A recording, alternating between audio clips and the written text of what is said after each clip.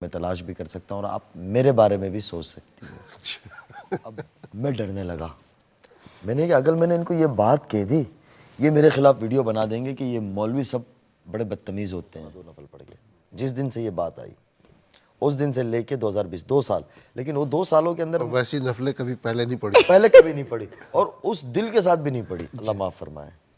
وہ کہتے ہیں نا اللہ کے لیے دنیا بھی مانگتے اللہ دے دیتا ہے. کے بعد جب کورونا پہلی دفعہ کھلنے لگا تو ہمارے یہاں سے جب اعلان ہوا حکومت کی طرف سے تو میں نے کہا کہ کوئی بات نہیں بھی آپ کام کریں اور تھوڑا سا ہماری بات چیت ہو چکی ختم ہو تو پھر میں تھوڑی سی سناتا ہوں. تو ہمارے جو ناظرین دیکھ رہے ہیں ان میں جن کی شادیاں نہیں ہوئی ان کو بڑی ہمت ہوگی لڑکوں کو. تو میں یہ کہا کرتا ہوں کہ مجھے اللہ تعالیٰ نے ثنا دے دی نا, تو اگر کوئی کسی بھی لڑکی کا ارادہ رکھے نا اللہ سے مانگتا رہے کوشش کرتا رہے تو پورا ہو جاتا ہے, نکاح ہو ہی جاتا ہے آخر. تو ایک ان کو کانٹریکٹ آیا کہ بھائی یہ باتیں تو 20-30 سال پہلے ہمارے سامنے آنی چاہیے. جی تو ایک کوئی کانٹریکٹ آیا کہ بھائی یہ سوٹ ہے خطروں کا کھلاڑی کہ انڈیا میں شو آتا ہے, اس میں یہ رہ چکی تھی. تو وہ عامتاً ساؤتھ افریقہ میں سوٹ ہوتا ہے وہ سارا. تو لاک ڈاؤن تھا اور لاک ڈاؤن کھلا تھا دنیا بھر کے اندر, تھوڑا تھوڑا کھلنا شروع ہوا تھا. تو اس سال وہ لوگ شوٹ کر رہے تھے انڈیا ہی میں. تو ان دنوں میں ان کو کہا کہ بھائی اس طریقے سے ہیں یہ ہیں فلاں ہیں فلاں. میں نے کہا کر لو آپ. نہیں میں نہیں کروں گی. تو میں تو اس طریقے سے تیار تھا کہ بھائی ٹھیک ہے تھوڑا سا ہم برداشت کریں گے, وقت کے ساتھ یہ خود بدلیں گی تو اس میں فائدہ رہے گا. شادی ہو چکی تھی؟ نہیں حضرت شادی نہیں, لیکن ہم دونوں کے درمیان طے ہو چکا He wanted to be slow and have hikmat, but I was on a fast track. I was like, no, I'm not doing it. Leave it. اور وہ اتنی And جلدی that is the best, to be honest. Yeah, that is the best. Yeah, because I knew if I would do that, I would go there, things will change. Because Shaitan is, astaghfirullah, he's so powerful, unfortunately, and he's inside our nafs. It's so difficult to fight with him. It's the most difficult battle. And especially when you're already there and when you see so much of money. You know, the greed is never ending. It's going to be never ending till your qabr, I think. But, you know, that is when I was like, I am no way doing it. I know there's a lot of money involved and I am getting whatever I'm quoting. But I knew that I don't want to do it at all. I wanted to save myself. I didn't want to step in there. I was like, no, I've taken this scarf. If I'll go there, I have to remove this. And then I don't want the hidayat to be delayed anymore. Because this happened even before. In 2018, میں نے ایک plan بنایا تھا تب جب ان سے ملاقات دوسری بار میری بڑی خوبصورت ہماری کہانی ہے. وہ آف کیمرہ بتائیں گے, تھوڑا سا سینسرڈ چیزیں بتا بھی سکتے ہیں گھر کی بات. سو تب آہستہ آہستہ آئیں گے. آج آپ لوگوں کا ہم نے پوسٹ مارٹم کرنا, صرف آپریشن نہیں پوسٹ مارٹم. تو ابھی تو ابتدا ہے. سو 2018 میرا ڈیلے ہو گیا تھا, تو پھر 20 میں نے سوچا نہیں اب وہ 2018 والا ریپیٹ نہیں کرنا ہے. اگر اب وہ ہوگا تو اب نہیں ہو پائے گا. سو میں نے کہا یہ میرا جو زون ابھی بہت کریکٹ چل رہا ہے, my mind frame is also on the right track and this is the right time. وہ کہتے ہیں نا جب لوہا گرم ہو تو اس پہ ہتھوڑا مار دینا چاہیے. I think that was the situation in my life. I said اب اسے ٹھنڈا ہونے نہیں دینا, let's make the most of this time. ماشاء اللہ جو ہے. تو ان کی طرف آتے ہیں تو ان سے ملاقات کیسے اور کہاں کس طرح ہوئی؟ فرسٹ ٹائم وی میٹ ان مکہ, اللہ کے گھر ہی ملاقات ہوئی تھی. ماشاء اللہ. اینڈ دیٹس سو اسٹرینج کہ بس 5 minute we meat. I was living and I meat ہم. آف کورس ہز نیت واز دعوت. He came with somebody else and he got to know I'm there. He took my number. He messaged me and apparently we had a common friend. ایک common دوست تھے. تو ہم ملے اور میں بس انڈیا نکل ہی رہی تھی.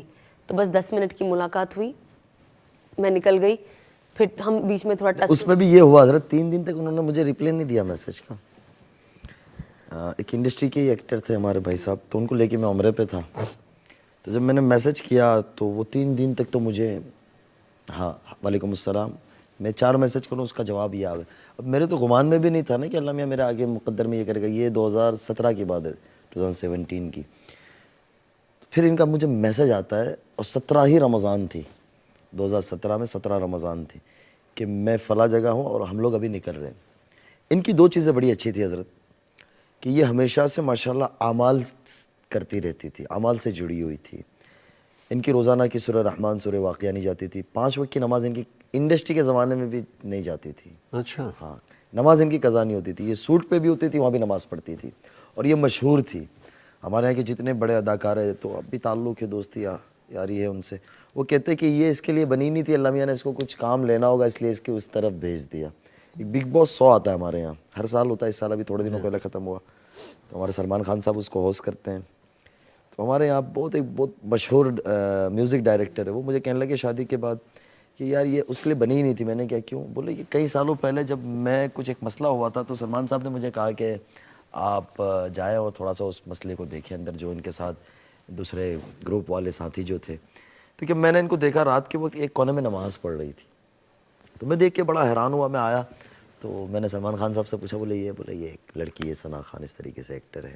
تو بولے میں بہت حیران ہوا. اور اس کے بعد بولے میں انہیں ہمیشہ دیکھتا تھا کہ یہ ماشاءاللہ دین سے جڑی ہوئی تھی. اور سب سے بڑی بات یہ تھی کہ یہ بھائی بہنوں میں کوئی نہیں ہے، یہ اکیلی ہے، بھائی بہن ان کے کوئی نہیں ہے اپنے والدین کی. ان کی والدہ کو 2013 کے اندر کیا ہوا تھا؟ برین ہیمریج ہو گیا تھا 10 میں. انہوں نے با کمال خدمت کی حضرت اپنی والدہ کی. 6-8 مہینے وہ ہاسپٹل میں رہے. موت نہیں لکھی تھی لیکن اس بیماری کے اندر انہوں نے اپنی ذات سے مال بھی لگایا خدمت کی لائن سے، یعنی ایک بیٹے کی طریقے سے انہوں نے بہت زیادہ خدمت کی. تو یہ ساری دنیا جانتی ہے ماشاءاللہ، یعنی ان کے فین اور ہمارا انڈیا کی ساری انڈسٹری جانتی تھی. تو یہ چیزیں ان کے اندر، یہ خوبیاں تھی. تو یہ ہوتا تھا کہ یہ ہر سال رمضان میں عمرے پہ جاتی تھی انڈسٹری میں بھی. اچھا. ہاں.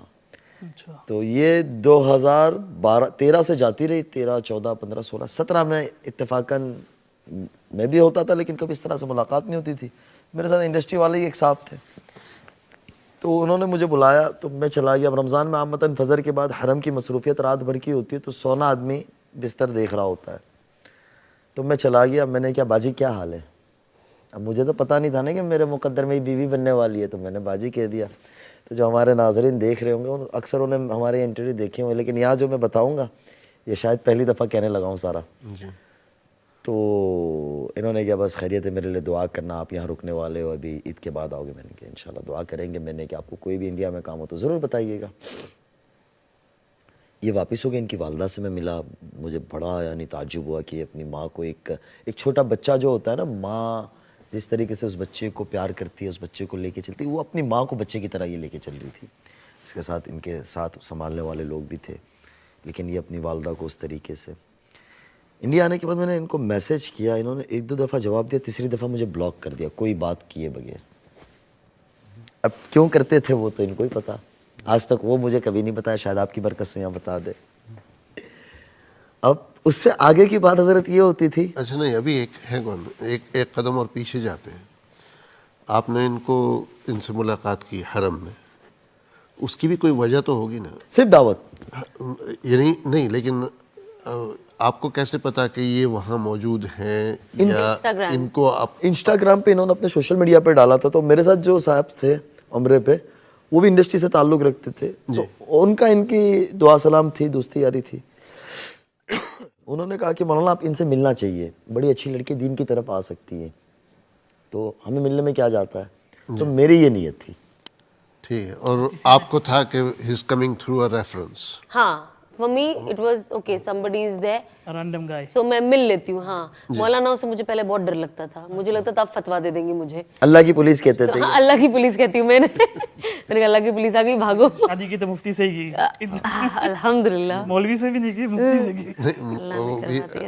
اگر مولوی اللہ کی پولیس ہے تو مفتی تو اللہ کا دروغہ ہوا. تب اتنا ڈفرینس نہیں پتا تھا انفارچونیٹلی. جی. سب داڑھی ٹوپی والے مجھے مولوی لگتے تھے، نارمل انسان بھی مجھے وہ بھی مولوی لگتا تھا. بٹ پھر یہ بلاک کرتی تھی حضرت. انہیں کوئی کام ہونا، کوئی بات پوچھنی ہو، کوئی دینی بات ہو یا کوئی مشورہ لینا ہو تو یہ مجھے ان بلاک کرے، بات پوچھے، پھر بلاک کر دے. یہ پورا 2017 چلتا رہا. یہ بھی بتا دے کہ کیوں آج یہ کیا تھا وجہ؟ ہو ہی رہا ہے. نہیں، بس ایسی آئی واز اسکیئرڈ کہ اب یہ کچھ بول دیں گے، اب یہ کچھ بول دیں گے، تو اپنی مدعے کا جواب لے لو پھر بند کر دو. تو 2018 کے موقع پہ حضرت حج کے نہیں، لیکن بلاک کرنے سے پہلے اگر کسی سے مطلب بات چیت چل رہی ہے، چاہے وہ مطلب یعنی ایک استاذ یا مولوی کی شکل میں جو بھی ہے، تو اس کو کم از کم بتانا تو چاہیے کہ بھائی please don't contact me any more. ہاں، مجھے وہ بولنے برا لگتا تھا، پھر بلاک کرنا برا نہیں لگا. بلاک وہ اس طرح کرتے تھے کہ جیسے ابھی بات پوچھی ہے شام کا وقت ہے, میں نے جواب دے دیا, انہوں نے جزاک اللہ بہت شکریہ. اس کے بعد جب اگلی دفعہ میں ان کا نمبر کھولوں تو میں بلاک ہوں. اب وہ کس ٹائم پہ میں بلاک ہوتا تھا وہ مجھے نہیں پتا تھا, فوری ہو جاتا تھا یا رات میں ہوتا تھا یا صبح ہوتا تھا, وہ نہیں پتا ہوتا تھا مجھے. تو کچھ اس پہ ان کا مسئلہ حل کریں. جی جی میں نے بول دیا ان کو, مجھے وہ آج تک مجھے اس کا جواب صحیح ملا ہی نہیں ہے جس سے میں مطمئن ہو جاؤں. 2018 کے موقع پہ حضرت میں حج پہ تھا, اللہ حرمین بہت لے جاتا تھا الحمدللہ پہلے سے ہی. تو حج کے موقع پہ ہمارے ایک بزرگ ہیں ماتاری جمل صاحب, میں نے ان کو کہا, میں نے کیا ایک لڑکی ہے, تو آنٹی مولانا کے گھر میں سے جانتے تھے ان کو کہ ہاں وہ اسنیپ چیٹ وغیرہ پہ رکھتے رہتے ہیں صافی انسٹاگرام وغیرہ کے اوپر. تو ماں کا میری بات کراؤ ان سے. تو میں نے ماں کا کوئی آیا ان کا کوئی ابھی آخری کوئی مووی, میں نے کیا حضرت کافی کرتی رہتی ہے. تو ان دنوں میں ان کی ایک ویب سیریز آئی تھی زندہ باد کے نام سے, تو اس میں یہ کوئی افسر بنی ہوئی تھی, تو یہ بندے بڑے پٹ رہی ہے اس کا اس طرح سے سوٹا. میں نے کچھ چیزیں دکھائی, میں نے ان کو میسج کیا کہ مولانا آپ سے بات کر